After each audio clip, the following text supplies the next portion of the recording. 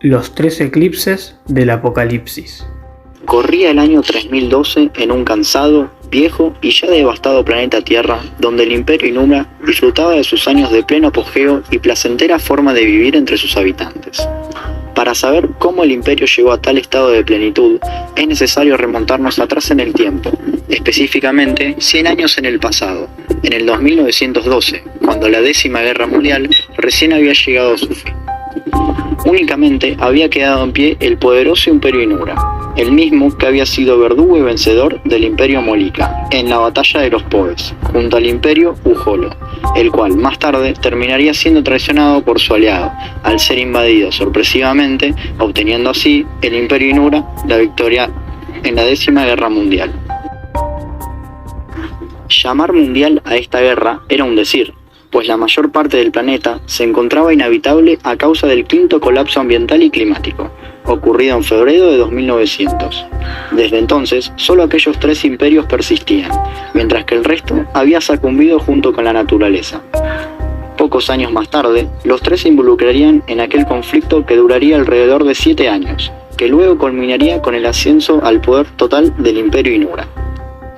Durante los años siguientes a la guerra, se podría decir que este imperio llevaba el control del mundo o, al menos, lo que quedaba de él, ya que era el único que continuaba persistiendo firmemente con el pasar del tiempo, haciendo frente a la desolación y a un sinfín de penumbras. El Imperio Inura, en contra de lo que se pensaba en aquellos tiempos, gozó de muchísimos años de plena prosperidad y de un funcionamiento interno impecable. Vivió la época dorada de sus 300 años de vida gracias a la obtención de este poderío ilimitado, y una libertad solo limitada por el caos que padecía el medio ambiente, sin amenazas por parte de otros imperios. Gran parte de la población disfrutó de una calidad de vida nunca antes vista en la historia de la raza humana. Cada individuo tenía el privilegio de vivir una vida digna de ser llamada perfecta, fuera de todo tipo de inconvenientes para subsistir y con riquezas inimaginables. Era una vida soñada.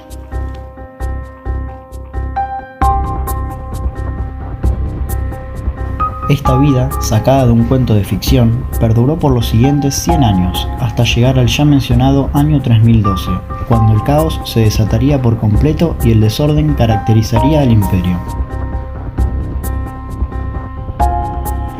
Todo tuvo su inicio a fines de noviembre de aquel fatídico y desventurado año, cuando la oscuridad irrumpió sorpresivamente en aquel bello día de otoño. Hasta ese momento, ninguna persona en el imperio había visto un eclipse, pues el último databa del 9 de febrero de 2900. De igual manera, nadie tampoco sabía lo que era un eclipse. En realidad, nadie sabía nada. Ya hacía tiempo que la raza humana se había despreocupado por estudiar el pasado y por adquirir nuevos conocimientos. Simplemente se limitaban a vivir lo más felices posibles. Como sea, nadie sabía lo que estaba pasando, y por consiguiente, nadie podía explicar qué era lo que estaba sucediendo. Las personas se miraban extrañadas y sorprendidas entre sí durante los no más de 10 minutos que duró el fenómeno, sin saber qué hacer y sin entender qué sucedía. Al finalizar, el pueblo no se inquietó demasiado, y continuó con su característica despreocupada vida sin hacer mucho más caso a la situación. Sin embargo, lo que ocurrió luego sí logró captar su atención. De repente, un fuerte temblor comenzó a sacudir el imperio. Era un terremoto. Este fue corto, pero el nivel de intensidad bastó para ser considerado como el más grande de la historia. Hasta las más antiguas construcciones que parecían ser indestructibles fueron derribadas. Numerosas edificaciones monumentales se desvanecieron y quedaron hechas 1000 pedazos de manera tan fácil como si se tratara de castillos de arena. Todo se desmoronaba y el miedo y la desesperación se entrometieron en el pueblo del Imperio Inura. Algunos intentaron ocultarse de la catástrofe, otros simplemente huyeron sin un rumbo definido. De igual manera, el saldo de muertos fue muy elevado y el imperio comenzó a desestabilizarse. Desde ese momento, la soledad había comenzado a opacar al imperio y a su pueblo. Algunos hasta sentían que estaban perdiendo el autocontrol, actuaban raro, seguían sin saber qué era lo que acababan de presenciar. Al amanecer del día siguiente, entre los escombros y la desolación, los sobrevivientes, aún consternados por el suceso reciente, decidieron agruparse en la zona central del imperio en busca de soluciones. Tan solo quedaba tratar a los heridos y llorar a los muertos.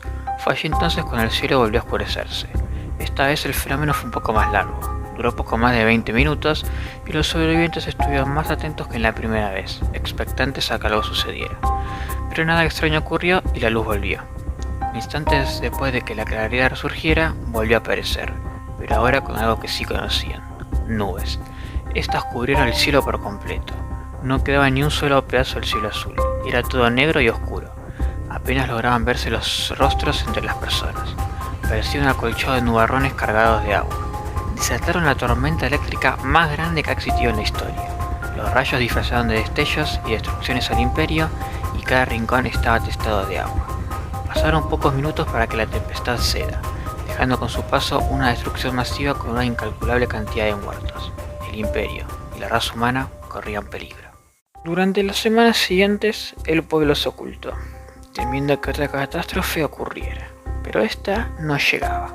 Los más valientes salieron en busca de explicaciones, porque querían que las repentinas oscuridades tenían algo que ver con las catástrofes y las desgracias que su imperio estaba atravesando. De esta manera, un grupo de personas salió muy decidido en busca de algún dispositivo electrónico aún funcional para indagar y hallar explicaciones de una vez, y así quizás la solución. Creyentes no creyentes, todos estaban aliados por una misma causa. Tras días de ardua búsqueda, lograron hallar una Simasi X94 dentro de una lujosa mansión destrozada a la mitad, que, afortunadamente, seguía funcionando. La encendieron y comenzaron a investigar. No tardaron mucho en comprender lo que era un eclipse y cómo se provocaba. Fenómeno astronómico observable desde el planeta Tierra que se produce cuando la Luna oculta el Sol. Pero esto no era suficiente para explicar las catástrofes que eran venideras a este fenómeno, con lo que continuaron investigando, hasta que se toparon con información de la cultura maya. Para la civilización maya, el eclipse del Sol era un presagio de desgracias. Y lo siguiente que uno alcanzó a leer los dejó atónitos y aterrados. Los mayas pensaban que los eclipses significaban el fin de la vida y del mundo. Aquella persona apenas se había acabado de pronunciar esas palabras cuando el cielo sufrió otro apagón. Todos los presentes quedaron boquiabiertos. Otro eclipse se había producido. Esta vez duró unos 30 minutos, y las personas, casi entregadas y ya sin fuerzas para seguir, se sentían condenadas. Finalizó el eclipse y un fuerte estruendo proveniente del exterior resonó fuertemente, y a este le siguió otro y otro. Era una especie de diluvio torrencial. Más que los violentos chaparrones a los que los habitantes del pueblo estaban acostumbrados, era una lluvia de asteroides que impactaban con la superficie terrestre. Cada uno era más grande que el anterior, y así continuaron hasta que la Tierra colapsó, junto con la raza humana. No había más nada. Así fue como, el 21 de diciembre de 3012, la raza humana y el planeta Tierra dejaron de existir. Los mayas acertaron el día y el mes, pero erraron, por 1000 años, la fecha del fin del mundo.